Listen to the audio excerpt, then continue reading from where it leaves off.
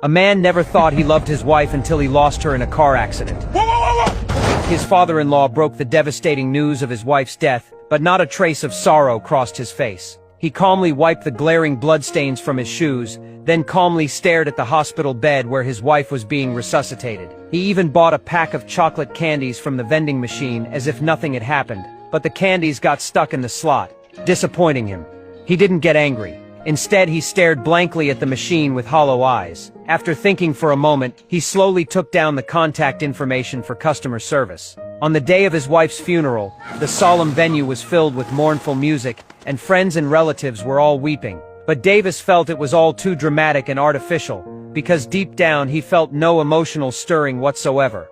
He tried hard to blend into the sorrowful atmosphere, to feel that piercing pain of losing a loved one, but he simply couldn't feel any emotion. Even the plaintive music became grating and annoying to his ears. To match the surrounding grief, he tried standing in front of a mirror, attempting to squeeze out a few tears from his dry eyes. But despite his best efforts, he couldn't force out a single tear. This absurd behavior even drew laughter from children. The laughter jolted Davis awake. Perhaps he truly had never deeply loved his wife, and this funeral was nothing more than an incredibly boring farce to him. Just as he felt completely at a loss, his thoughts inappropriately drifted to that vending machine in the hospital. So he decided to write a letter to the vending machine company, even though this action seemed so abrupt and inappropriate at the moment. To the vending machine company, I'm writing about a terrible purchasing experience involving vending machine #65 in the hospital lobby. I put in $5, and a pack of chocolate candies should have dropped out, but unfortunately they didn't.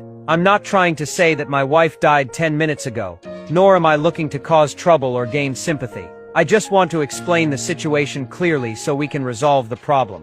What he thought would be a simple complaint turned into pages and pages of irrelevant, trivial details. What flowed from his pen wasn't just an explanation of the vending machine malfunction, but rather every detail of his relationship with his wife, from their first meeting to walking down the aisle. These memories, seemingly unrelated to the complaint, quietly filled the entire page like a gentle stream. Even stranger was that the day after the funeral, Davis went to work as usual. He casually instructed his assistant to mail out the letter. His colleagues gave him puzzled looks. By all rights, he should be taking time off. But Davis didn't. He even seemed more energetic at work than usual. It wasn't until his secretary carefully entered his office and gently suggested he needed rest that Davis looked up from his work, showing slight confusion. He didn't understand why everyone around him kept emphasizing the importance of rest. What puzzled him even more was why these bystanders seemed far more grief-stricken than he was. Even his usually stern father-in-law would break down in tears in front of him. And his own father,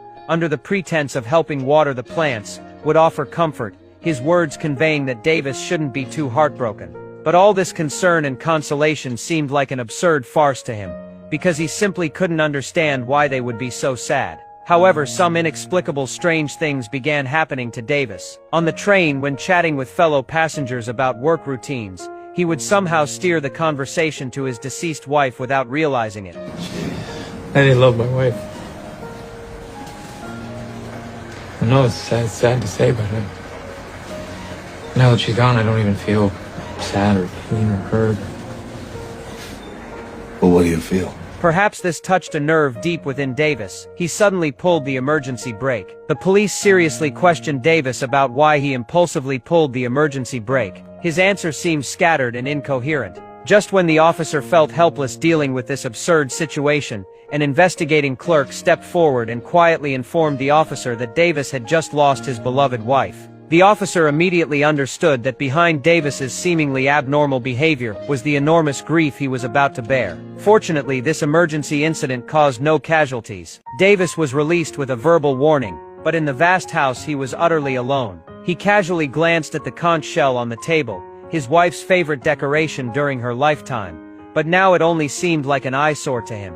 It could no longer stir any feelings within him. When he opened the refrigerator, he found his wife's note asking him to repair it, but now he chose to ignore it completely, having no heart to deal with it. Surprisingly, this inner numbness gave him an unusual clarity, making him unconsciously notice tiny details he had never paid attention to before. He would notice his wife's hair still tangled in the brush, pay attention to squirrels playing on the lawn. Even a fallen tree by the roadside attracted his gaze like a magnet, making Davis stop involuntarily. This new feeling made him think he was an invincible Superman, filled with strength and confidence. So he immediately decided to fix the refrigerator to prove his capability. But what did he know about repairs? The refrigerator that was only slightly leaking was pushed over after his failed attempts. The intact appliance ended up in pieces under his clumsy handling. Staring at the chaos and mess before him, he felt an inexplicable sense of comfort and exhilaration, as if long-suppressed restraints had been completely released. That unprecedented comfortable feeling flowed into his heart like a spring breeze, making him genuinely fall in love with the sensation of breaking things apart. So he dismantled his office computer, tore down the squeaking bathroom door, and even his wife's beloved coffee machine didn't escape destruction. But these minor acts of destruction and noise seemed unable to satisfy the mysterious impulse in Davis's heart. He had another strange idea. The next day, he drove his luxury car to a demolition site. He begged the foreman to give him a satisfying job, even pulling out a wad of cash as payment for hiring him.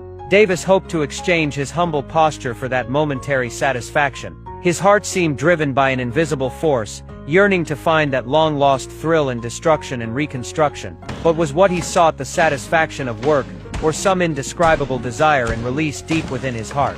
Seeing him laboriously tapping with a small hammer, a worker casually handed him a heavier sledgehammer. This sledgehammer seemed infused with magic, instantly igniting his inner passion and drive, making him more energetic than ever before. The workers looked on, thinking this guy had gone completely crazy, but only he could deeply feel that exhilarating rush. Each swing of the sledgehammer felt like he was venting his inner suppression and dissatisfaction, as if only through destruction could he experience life's intensity. But during the busy work, a nail accidentally pierced through his foot, yet he felt no pain whatsoever. The moment the nail was pulled out, he gasped sharply, but what came out of his mouth was, "That felt great." This injury brought him not pain, but a strange kind of pleasure. Even more strangely, Davis contracted some indescribable ailment. He would often uncontrollably fall into deep hallucinations. His wife's elusive figure would often appear in mirrors, or he would drift in spirit to the beach where he first met his wife. He once thought his sanity was cracking, even feeling like there was a worm eating away at his brain, causing Davis's world to fall apart. However, after comprehensive testing with precision instruments, the doctor revealed an even more shocking truth. No worm had appeared in his brain. Instead, his heart had been devoured by some creature. Part of your heart is missing. What? How did that happen? Judging by the bite pattern, I'd say gypsy moths. Excuse me? It turned out it was all his hallucination. In reality, his body wasn't invaded by any disease. The doctor reminded him that he was simply overworked and desperately needed rest and recuperation. Later, at some casual moment, he heard the neighbor's child happily beating a drum. That dynamic rhythm attracted his attention like magic, making him involuntarily sway his long-numb body. It seemed only in those jumping notes could he find long-lost vitality and energy. That stirring music flowed into his heart like sweet spring water, making him intoxicated and unable to stop. Only he himself hadn't noticed that even though he had never felt sadness, he had unknowingly lost the ability to find happiness. However, this brief excitement instantly awakened the passion deep within his heart, so he completely fell in love with dancing to rock music, in crowded subway stations, on bustling noisy streets, among busy traffic on roads, in routine dust-filled construction sites, beside zigzagging curved railings, or on the regularly arranged pillars in front of his company. He danced everywhere, moving the soul he had worked so hard to reclaim. He didn't care at all about others' strange looks or whispered conversations, as if the entire world had been conquered by his dancing. Friends noticed his odd behavior, and came to ask with concern, but his answer was always the same: "I'm fine." However, happiness is always fleeting, like a flash in the pan. Soon Davis realized that the music that once intoxicated him could no longer stir his heart.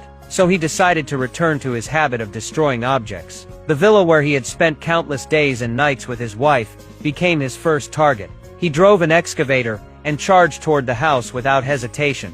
With a tremendous crash, huge cracks appeared in the villa's walls. Davis stared at the wreckage throughout the house, feeling an indescribable satisfaction. Then he turned and walked to the bedroom, seeking more thorough venting. He violently smashed his wife's vanity table.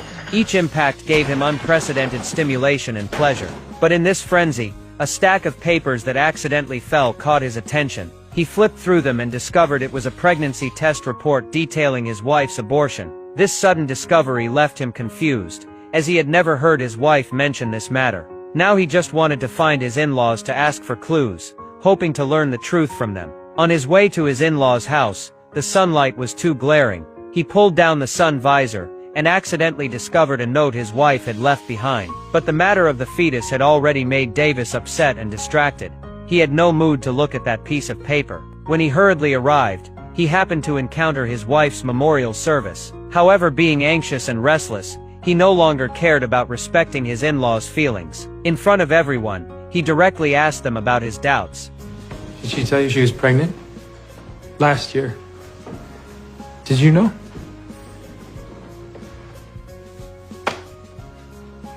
Why didn't you tell me?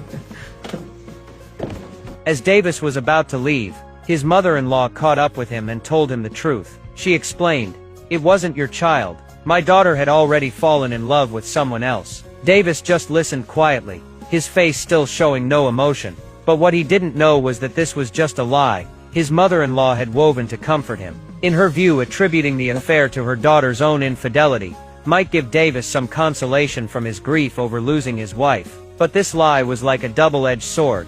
While protecting Davis, it created an unbridgeable chasm between him and the truth. But having been husband and wife, Davis came to his wife's grave to bid his final farewell. While staring blankly in front of the solemn headstone, he glimpsed another man in the distance. Then that man also came to lay flowers. He was certain this man must be his wife's lover. He pretended not to care, and asked the man's name, then told him in an almost calm tone that he knew everything. Looking at the man, his eyes flickered with complex emotions, but he only said, "I just hope you truly loved her." However, the man showed complete bewilderment and confusion, seemingly not understanding the meaning behind his words. Then the man explained in an almost trembling voice that he was the driver of the other car. On the day of the accident, because he glanced at his phone, he caused an irreparable tragedy. As he spoke, he shed tears of regret, choking on his confession of guilt. Only then did Davis realize he had wrongly accused someone. The suspicion in his heart receded like a tide,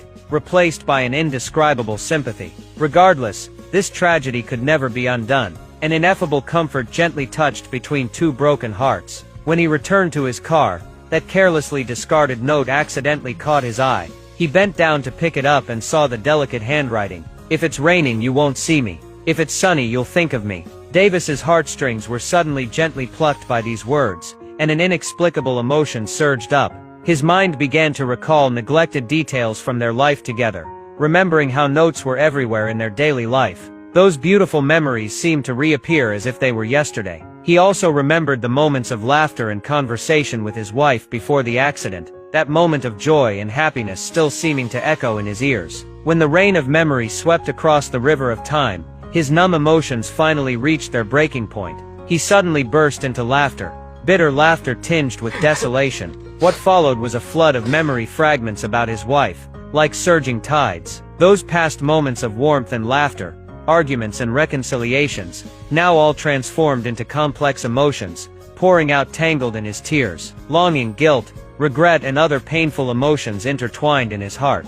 That melancholy gradually bound his body and mind, like invisible shackles, causing him to fall into an endless abyss. If the perception of love flows like a gentle stream, then the arrival of sorrow will also be slow and profound. When delayed pain strikes as fiercely as a violent storm, that deep wordless love reveals itself to be so resilient and intense. The moment a loved one departs usually doesn't make people feel sad. What truly causes heart-wrenching grief are those seemingly insignificant details in daily life. Opening the refrigerator to find half a carton of milk still carrying your loved one's warmth. The potted plants on the windowsill still swaying gently in the breeze, but no longer tended by familiar hands. The comforter quietly laid out on the bed that can no longer embrace that familiar warm body. These ordinary scenes are like sharp knives piercing deep into your heart, causing unbearable pain. What hurts us most is when the storm in our hearts gradually subsides. We're suddenly invaded by those fragmented memories related to them. That's the slow torture that completely tears me apart. That pain cannot be described in words, nor can it find any outlet for release. It's deep and lingering, like the darkness of eternal night. I try to struggle, try to find a glimmer of light, but those memories entangle like nightmares. I finally understand that pain with no outlet is true pain. A life powerless to change is a broken life. I once thought your departure was just a downpour in my life, that after brief sorrow, there would always be moments of sunshine. But I never expected this rain to become a lifetime of dampness. It quietly seeps into every corner of my being, making me feel the cold and desolation of your absence in every unguarded moment.